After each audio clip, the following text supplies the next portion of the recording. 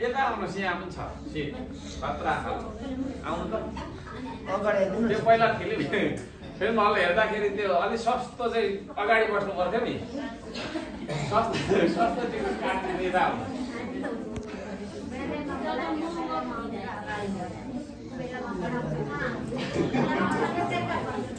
केही छैन ल ल अब एकछिन सुनौँ है ल जानु मेरो घर सुनौँ न कुरा बुझ्नुमा छ होइन काम बस्नु भन्दा सुनौँ ल सबैभन्दा ठुलो विकास चाहिँ चेतनाको विकास हो है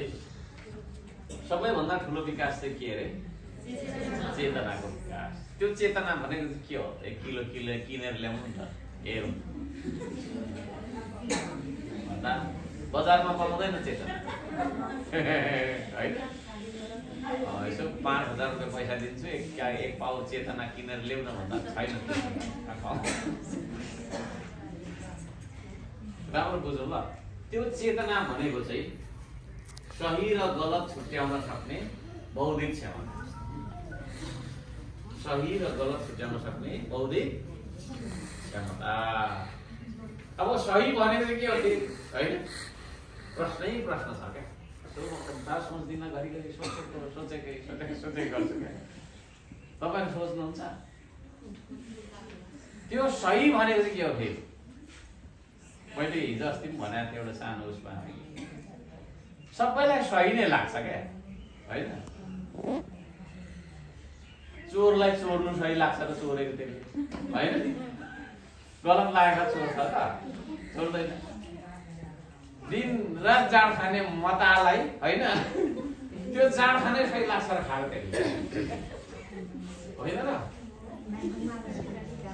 बाटोमा लम्बसार परेर सुतिरहेको छ 12 बजे घामै नगर्नु भन्यो भने उसलाई त्यो ठुलो रिस उठिहाल्छ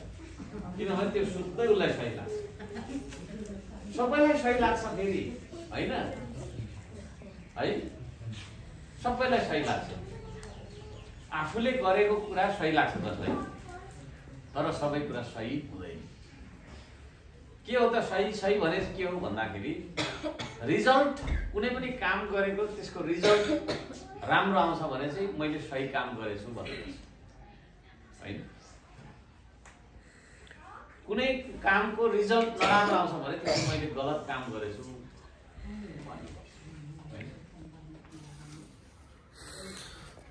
अब मैले हैन एक बोतल रक्सी घट